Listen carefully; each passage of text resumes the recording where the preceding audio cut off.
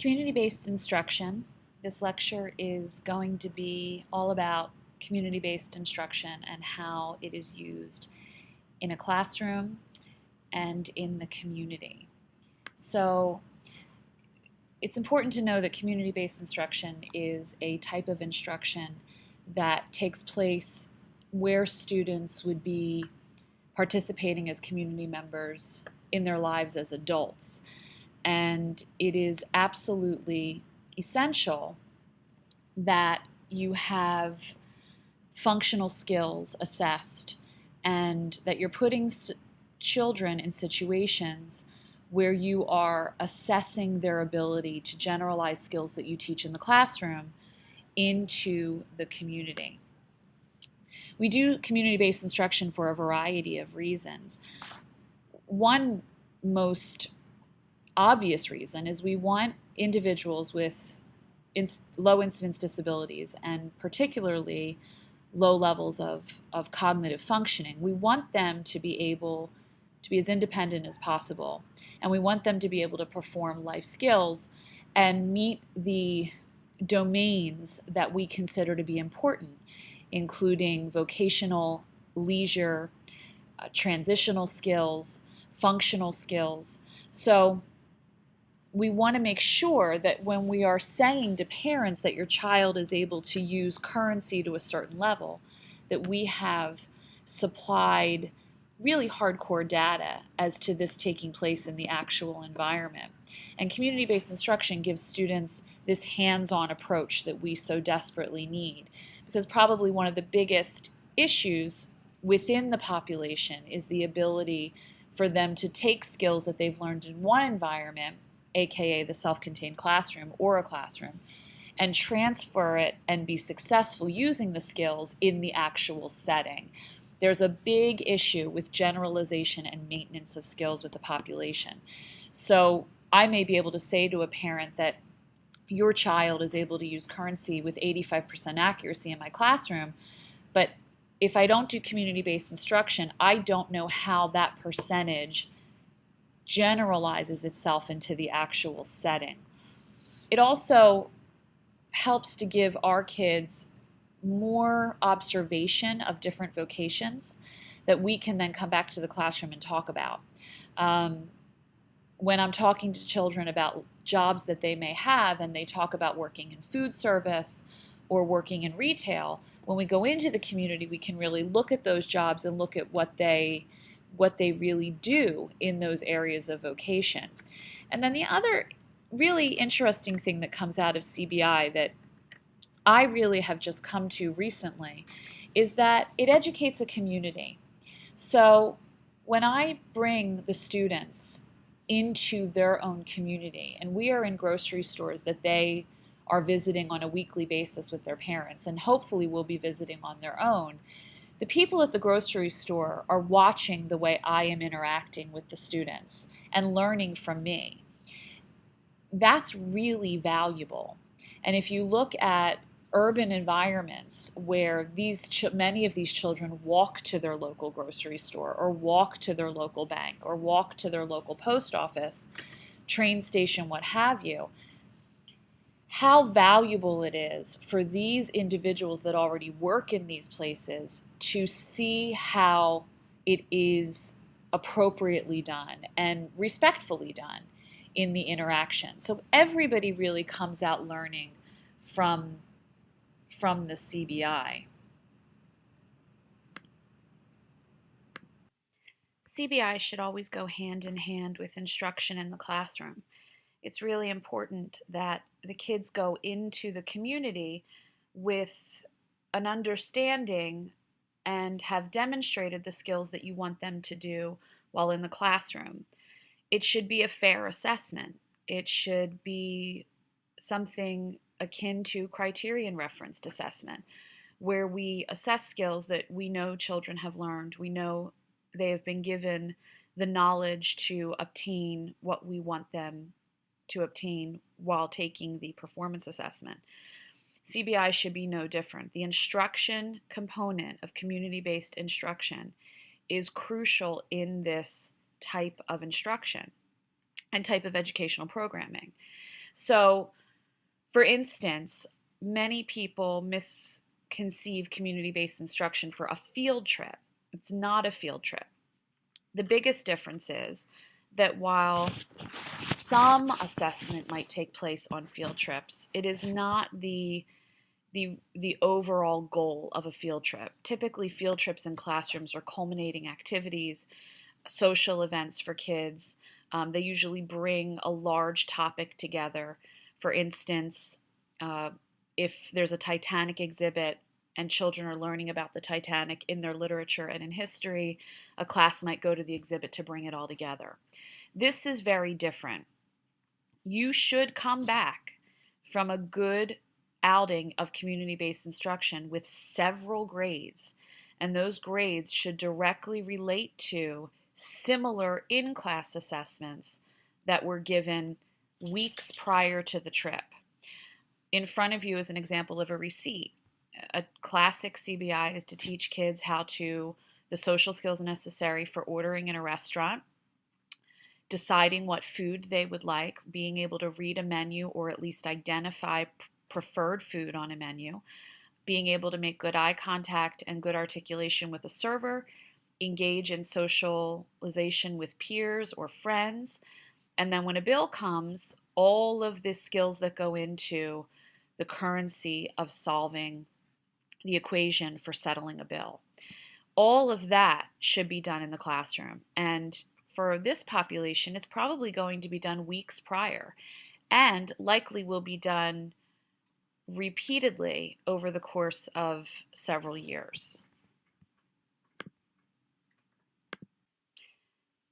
As we begin to plan our CBI and think about the end result and what we want to achieve, we want to make sure that we are encouraging kids to problem solve in a functional way. And with that, we also want to be age appropriate. So thinking about, what is age appropriate for third graders going on community-based instruction as opposed to high school students going on community-based instruction. Whereas third graders, it's very appropriate for them to be understanding their community in the sense of what is done at different locations. So what you can do at the post office. Not so much the intricacies of, delivering mail, delivering a package, but understanding what you go to do at a post office. Whereas in the high school level, going to a post office might look very different. Kids might have engaged in lessons in class where perhaps they're writing letters to pen pals or to other classes, to friends in other states, and so they've engaged in this whole lesson on letter writing, and then we actually have a purposeful trip to the post office. Perhaps we're even sending packages, determining the cost of sending packages, and using that as the purpose for going on the CBI. You also want a very small teacher to student ratio. CBI takes a lot of planning on the teacher's part. It also takes a good amount of staff to pull off because you're at the risk of a community and you can't plan for certain things. And so you really want to make sure that all of the students are being watched. Before we move on, I do want to show you a video of how skills start to be taught in the classroom. So this is a video of Stephen using Tip Quick to start learning how to solve for tip. Touch. Stephen, open up Tip Quick. And let's say the bill after tax is $39.26.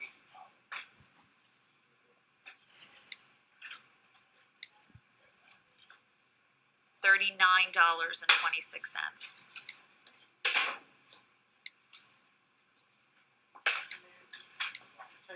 And Stephen, let's say you want to leave a 20% tip, so change your tip.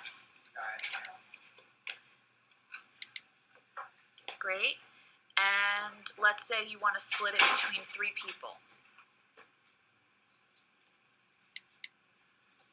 Great, Stephen. How much will each person pay? $15.70. Wonderful. Has the So as you can see, we're in a situation where Stephen had to start working on solving for tip prior to going into the community and using that skill. And then he will take that same device and that same application and be assessed on those skills and how he was be able to generalize them in the actual setting. As we begin to think about preparing and planning for community-based instruction, you want to make sure that parents understand the process that community-based instruction entails. And several things go into that. Part of it is absolutely parent education. Parents need to understand that these assessments are not only important for the school and for evaluation, but important for them as well. It's important that parents understand the difference between a field trip and community-based instruction. And the reason for that is it is probably a concept that parents don't really understand. And so it would be absolutely appropriate for them to assume this is a field trip and it's a time to go out and have a good time. Parents believe that because that's their background knowledge. You know, when kids get on a bus and leave the building, it's a field trip. It's important for them to understand the importance of the instruction, especially because these should happen often. I mean, ideally would be once a week. Great is every other week. Adequate and average is once a month. And in some situations, perhaps once a semester. It's important that parents give permission, obviously, as with any field trip in the usual typical sense, but community-based instruction should be happening often. And it can get exhausting with paperwork to keep sending out permission slips. So it's a good idea to create a permission slip that covers the entire year of community-based instruction.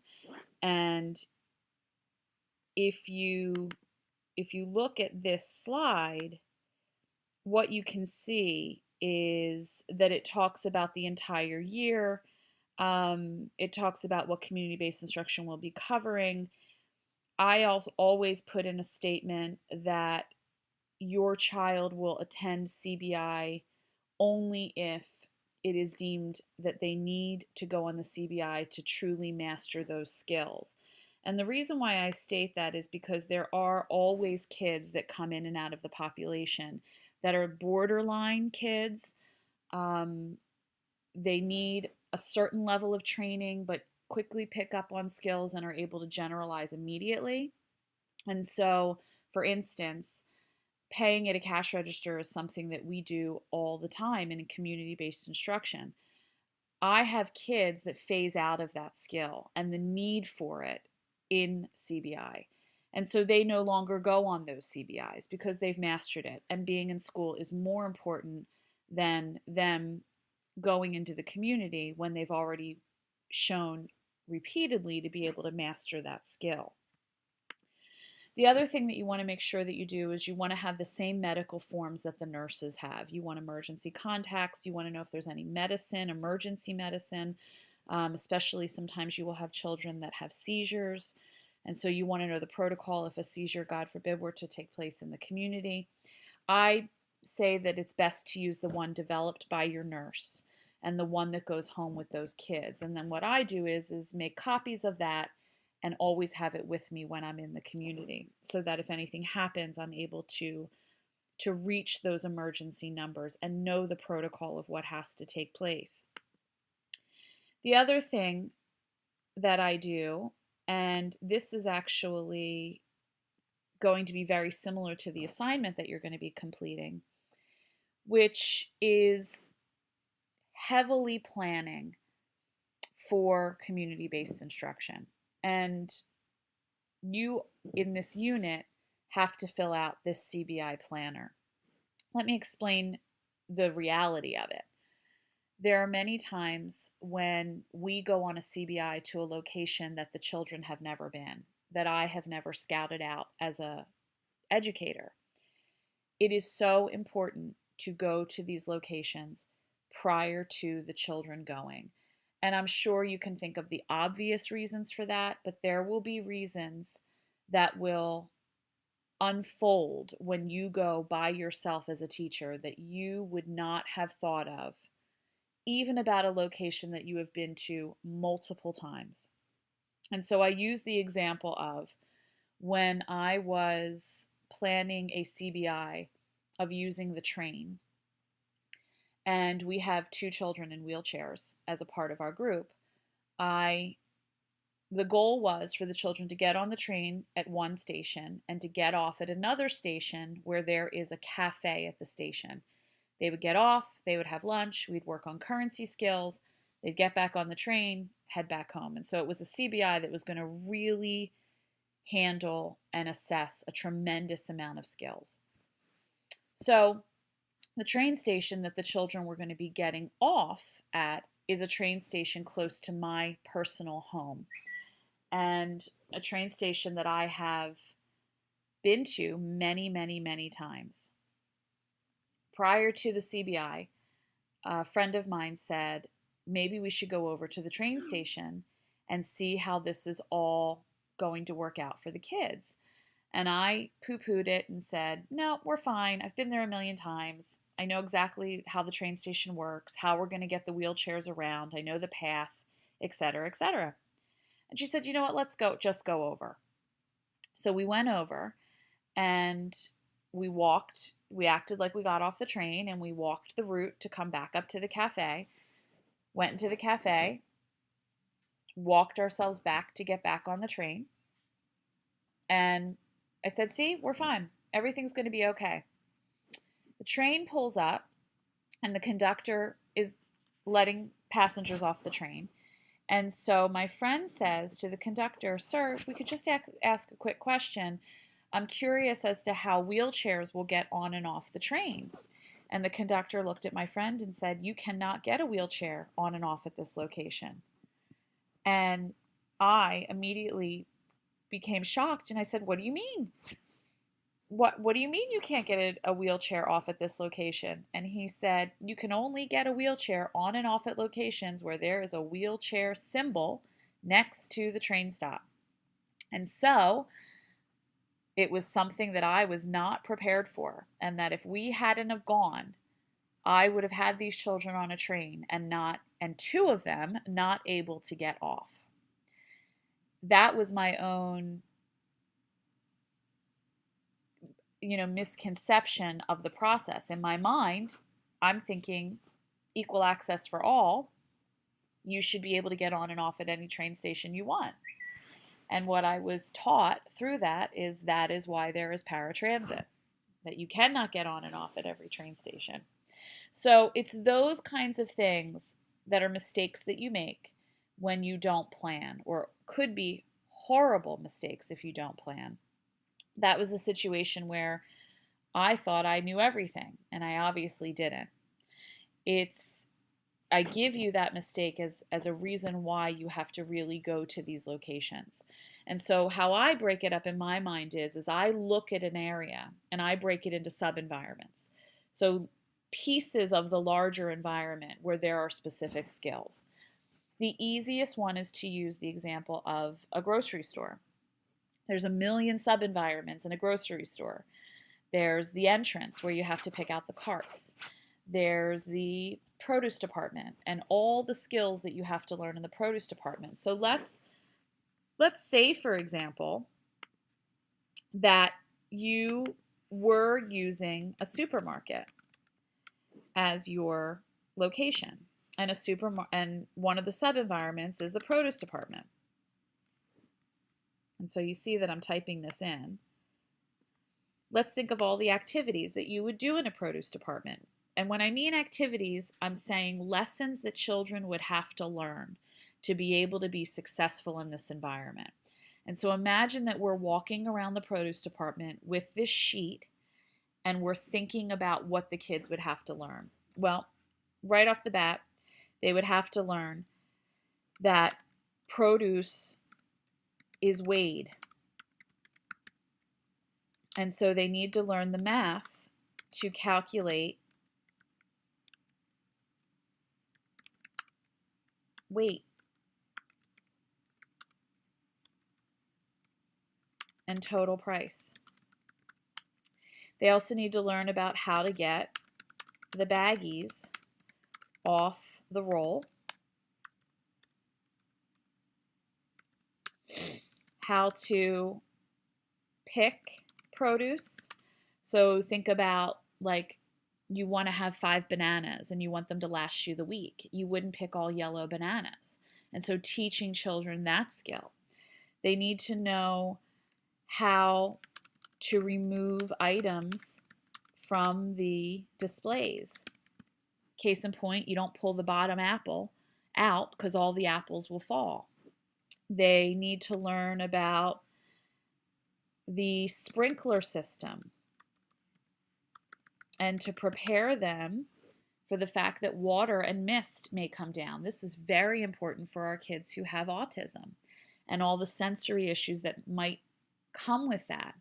You need to prepare children for that, or it could alarm them and put them in a situation where they're not expecting it, and their behavior then, or their sensory issues, start to increase due to the fact that they haven't been prepared, due to the fact that they aren't aware as to what's going to happen. You need to talk about organic versus non-organic, and what does that mean, and why are prices different? In season versus out of season.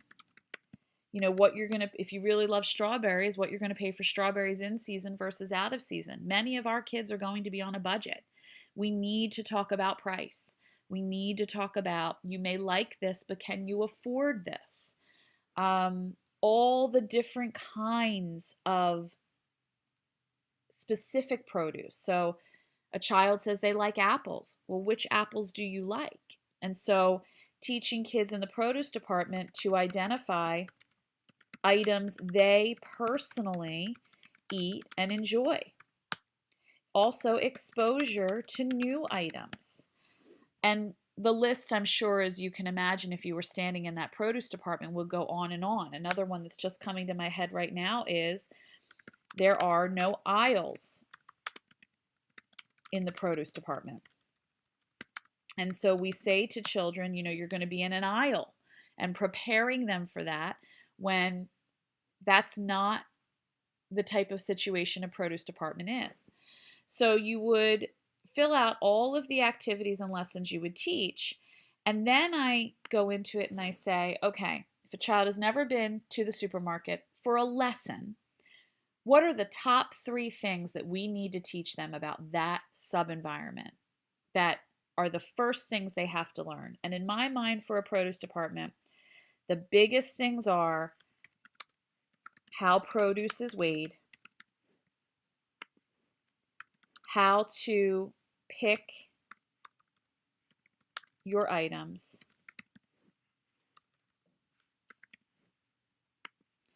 and how to bag your items. To me, those are the top 3 things.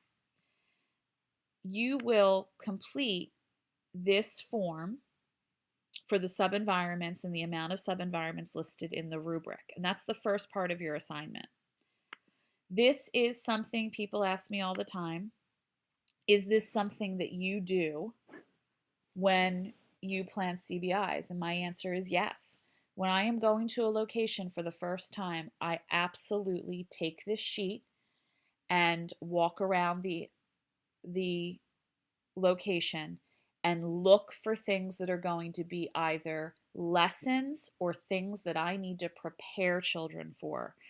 I take pictures so that they are ready for what they're going to see, and I make notes as to areas of concern, thinking about the physical limitations of my children, thinking about sensory issues with my children, and what have you.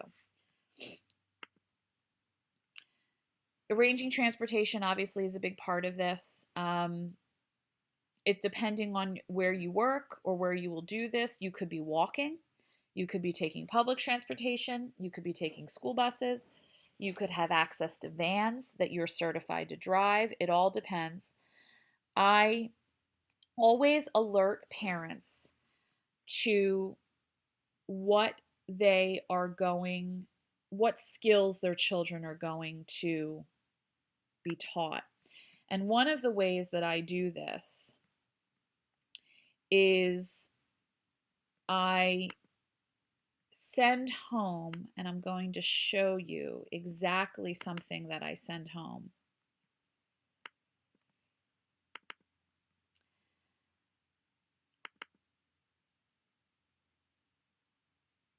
I send home a sheet that looks like this. Oh. And basically it says where we're going, the date, why we're going, like a little just overview. I say the location. I tell them what our focuses are. So this is what goes home to parents. This is the parent information sheet, and it goes home a couple weeks before. How long we will be there, whether the kids are going to be working individually or in groups. I then go into a little bit more detail. This was something where we were going to be doing 2 locations.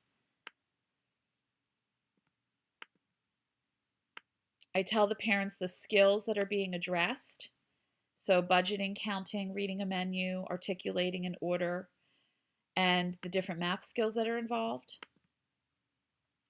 And then I also give them a little blurb of telling them how they can work on this at home. I find that this type of format just further reiterates to parents the importance of this assessment, that this is something you should be incorporating in your home, in your quote unquote homework portion of your day, and that it is very important that we get skills addressed. So you definitely want to make parents aware. I always ask parents that if their children have cell phones to send them in so that students can have access to their own emergency numbers, to a number to reach us if they were to get separated by accident. You want to go to the location that you're going to be visiting prior to the trip to prepare them for the fact that you will be coming in. Everywhere we go are public locations. They can't say you can't come, but it is nice, and it does make for a better trip when people are aware. Not to mention, if you're taking 15 to 20 people on a community-based instruction to a restaurant and it's 11:30 in the morning on a Tuesday, it's nice for a restaurant to know that so that they can staff accordingly. So those are the kinds of things that it's important to think about when you're planning for the trip. When we prepare students for the CBI, you do also want to be teaching them the exact skills that you're going to be assessing.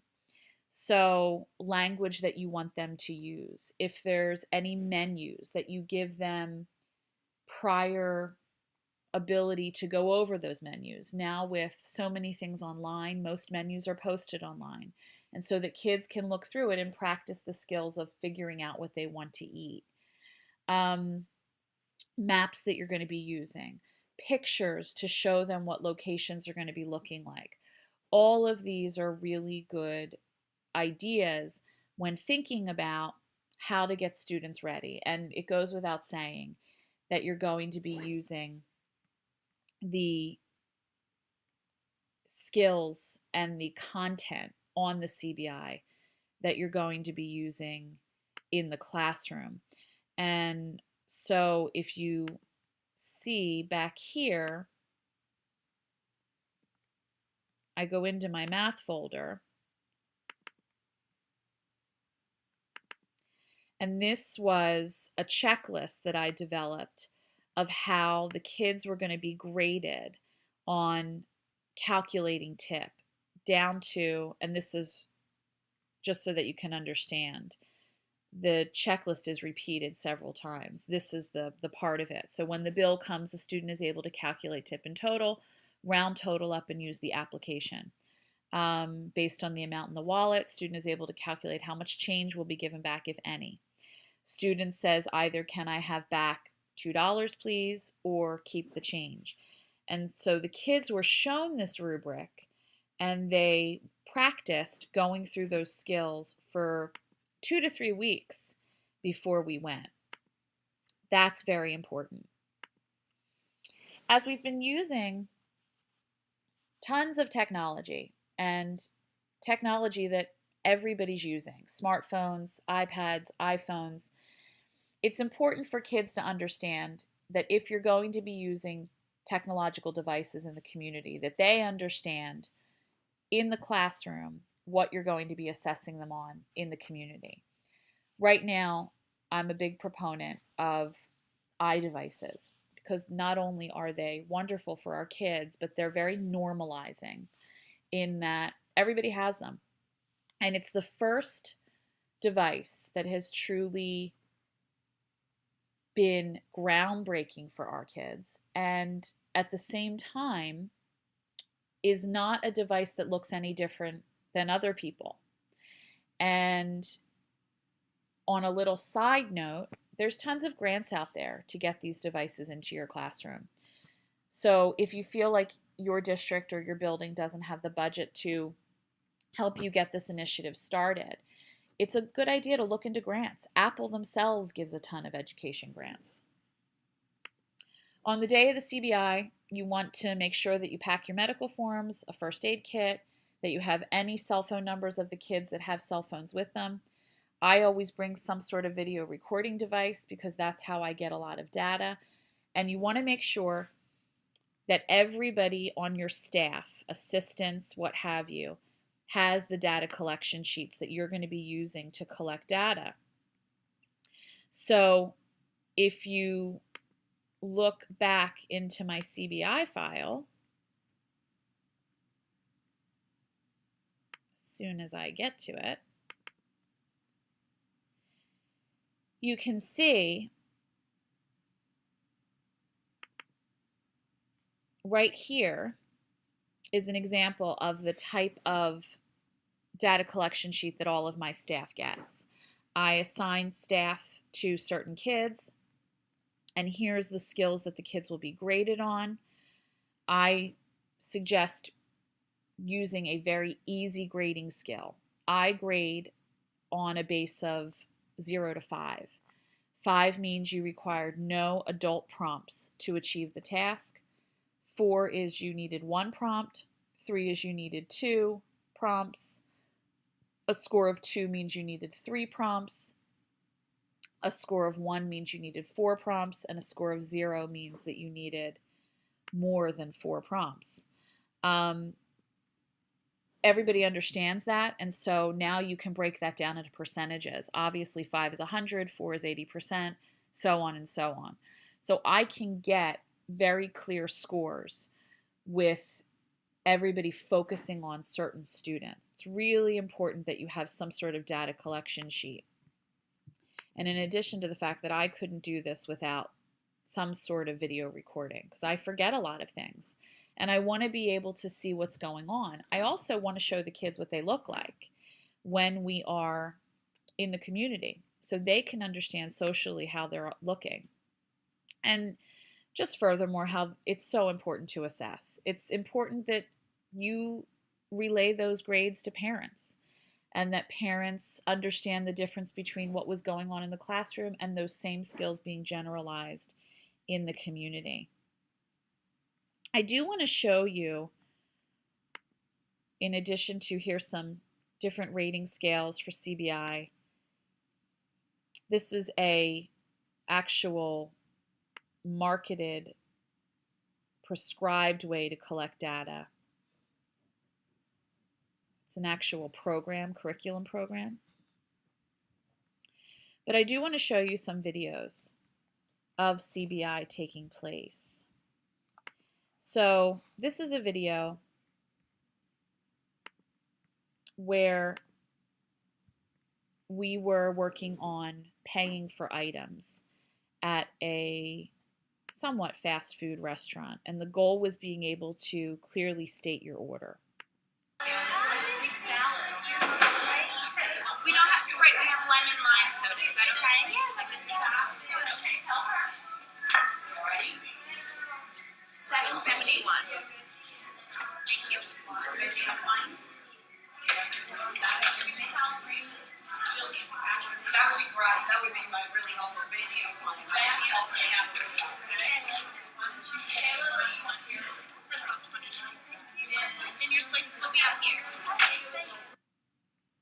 So when we see this video, what you can see is the kids were trained, and this is a kid that was in the program for many years. You can see how we're looking to see that comfortable exchange, both socially and also handling the currency. Right here, I would have preferred her put her money in her wallet before she walked away. That would have been something that I would have talked to her about when showing her the video. Here's another example of skills being assessed and the use of technology. There. Okay, and what are you going to pay with, Max? What bill? A $10 bill. Okay, so now you got to figure out your change, right? Yeah. So what problem are you going to do for that? $9. So it says, figure out how much change you should expect back from the cashier. $10. $10.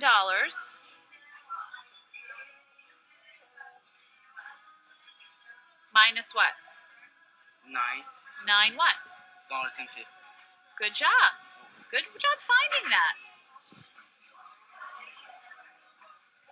Okay, what's the solution? I have to go back to the calculator. Okay, go back to that calculator.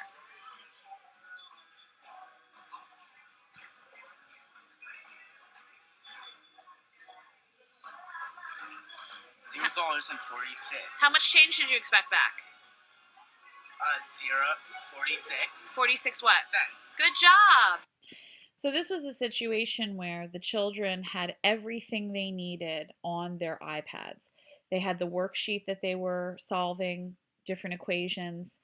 They had different apps that they were using, and so many skills were being assessed. Help to student, just because that's more realistic. Go over there. There's another student working on her iPad. You have 2 students helping each other in the aisles. Students here working on their iPad with their items to donate. Student over there trying to figure out by counting on her fingers. I show you that video so that you can see that when we go in the community, we kind of take over a little bit, and kids are everywhere and they're working. It's not, again, I say it over and over again, but it's not a field trip. There is work going on. And so you see why a location should be warned, so to speak, prompted that we're going to be coming in, because it does look different. At times people ask me, where do I get ideas for community-based instruction and where does that come from? A lot of times it comes from parents. We had a situation where a parent had reason to believe that her son was not able to identify different items in the bathroom, that he was not able to read them. His reading skills were not high enough for him to be able to read certain items. And so she wanted us to really practice with him to be able to identify shampoo versus body lotion, and what have you. So we did a whole CBI where parents sent in lists of exactly what their children use, the deodorant they use, the brand, the scent, if that was a situation, how large or small, the size, the quantity. And kids had to go into the community after being trained how to find their items and locate the exact items that they use at home. So this is a video of a snippet of that taking place.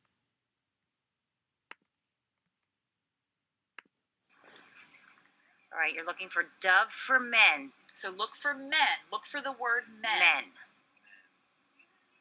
Men, men, men, men, men, men, men, men, men, men, men. To your right, John. Men. Look for the word men. Oh.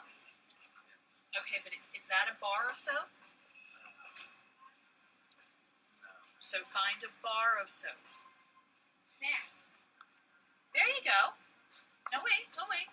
This one? How much is it? Good. Okay.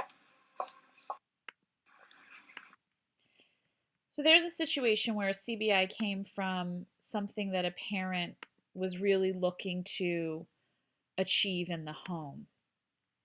And then a lot of times CBIs come from other CBIs. So we'll be in a situation where the kids will be on CBI working on a skill and will realize that there's other skills that they also need to learn. And this is an example of a CBI that came from another CBI. Okay, we got it. All right. She's looking for Yo Crunch yogurt. How much is it?